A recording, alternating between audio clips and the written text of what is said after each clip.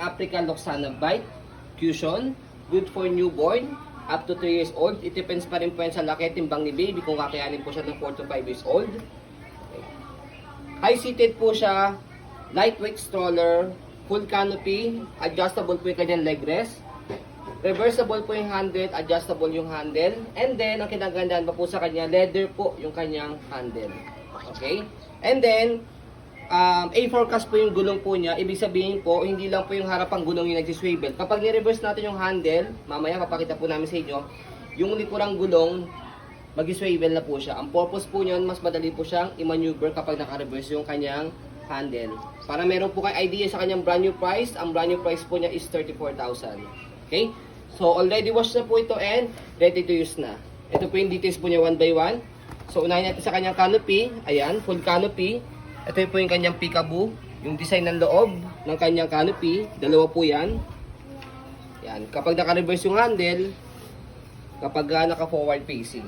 Ayan, okay? Lockable po siya dito sa gilid para mag-fit siya. Ayan. Okay? So, pwede siya naka-fold pwede siya naka-full canopy or kung gusto niyo naman, half lang. Ayan. Okay, next natin yung kanyang higaan or upuan. Kompleto po siya sa kanyang newborn pad, sa head, and sa body. Kapag toddler na po si baby, medyo nasisikipan na po siya sa kanyang upuan or higaan, pwede nyo na po tanggalin po yan. Okay, 5 harness, safe na safe si baby. Yung kanyang belt lock, wala po yung putol. Ayan. Okay. Ganun rin po sa kabila. Ayan. Next natin, yung kanya pong leg rest, adjustable po yan, di butones. Ayan. So, kapag ka nakaupo si baby, baba nyo lang po yan. Ayan. Para yung kanyang yung paa niya, kung medyo long-legged siya, abot na po siya dito sa footrest. Ayan, dito po siya nakapatong. Okay, pag nakahiga, adjust nyo lang po itong leg rest niya. Ayan. And then, higa natin. Ayan. No need for extra stroller pad or cushion pad dahil meron na siya. Sobrang lambot and comfortable na po ito kay baby. And then, yung kanyang front handle, meron na rin po siyang pad. Pagkatanggalin niyo po itong front handle, ilalagay si baby, press nyo lang po itong color white and then angat. Okay?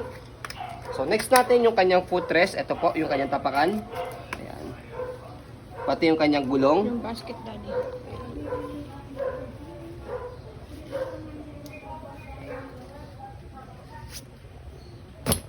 Okay? So, yung gulong niya, okay na okay. Hindi siya pudpod. And then, meron siyang stopper dito. Okay? Kaya meron siyang stopper dahil nare-reverse yung ating handle.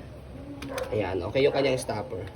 And then, easy to maneuver siya. Nag-swivel. Kung gusto niyo pong one way lang, ito, baba nyo lang po siya. Ayan. Ang purpose po niya kapag inaantok or nakatulog si baby, pwede nyo po siyang ihele. Hindi na po siya nag-rotate or nag-swivel. Okay? Next natin, yung kanyang body frame sa right side.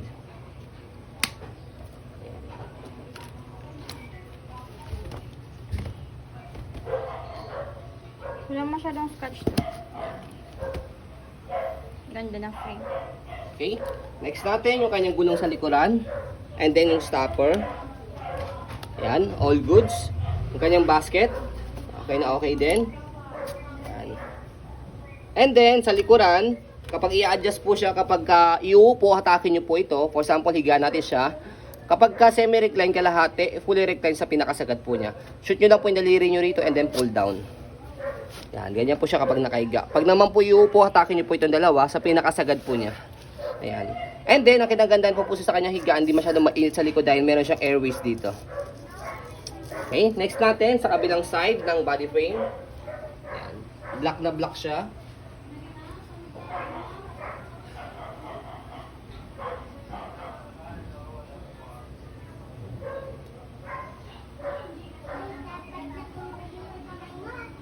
At sa kanyang napakagandang handle na leather na, may kasama pang 2 pieces bag hook. Ayan.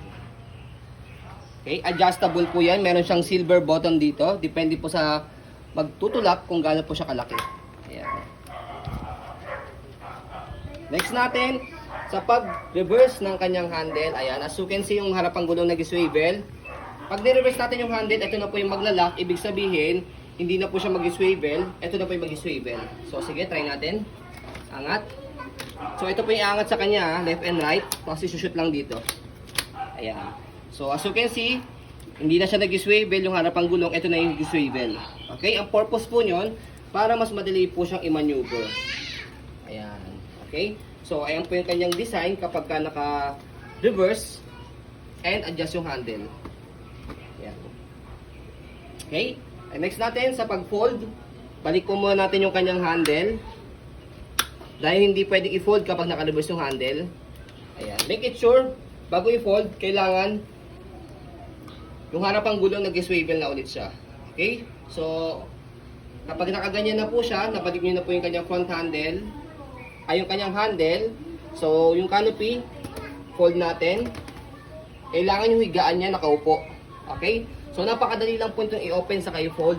Kahit hawak niyo po si baby, kayang-kaya niyo po siyang i-fold sa i-open dahil one hand fold, one hand open lang po siya. Okay, first step, kailangan naka-unlock siya ng color red and then press yung ilalim. Okay? So, pag press nyo sa ilalim, angat yung likod, nagulong, and then pull down. Ayan. So, tip namin po sa inyo para po hindi po siya tumumba. Mali. Ayan. So, kapag ganyan po, tutumba po siya. Okay? Para pag hindi po siya tumumba, ang tip po namin sa inyo, iganyan nyo po yung gulong niya. Ayan. Para balance po siya. Kasi kapag ka nakaganyan po siya, pwede siyang tutumba sa talaga siya and then magagasgasan pa po yung body frame po niya dito. Ayan. So ayan, as you can see, tutumba siya. Okay? So next natin sa pag-open, same lang din. Press nyo po ito. For example, hawak ko si baby, angat yung likod and then buka. Okay? So napakadali lang po niya i-open at i-fold. So ayun po, as you can see, very details po kami. Sa akin po pag video, kasi ang aming shop policy, no refund, no exchange, what you see is what you get. And additional information po, sa kanyang canopy, as you can see, meron po siyang lightly, ayan, as you can see sa video, may lightly faded po siya dito. Ayan. Ayan. Pero to be honest po, as a selling seller, yan, hindi po siya pangit sa personal. Ayan. Ano? So ayun po, maraming salamat. Have a nice day and God bless po.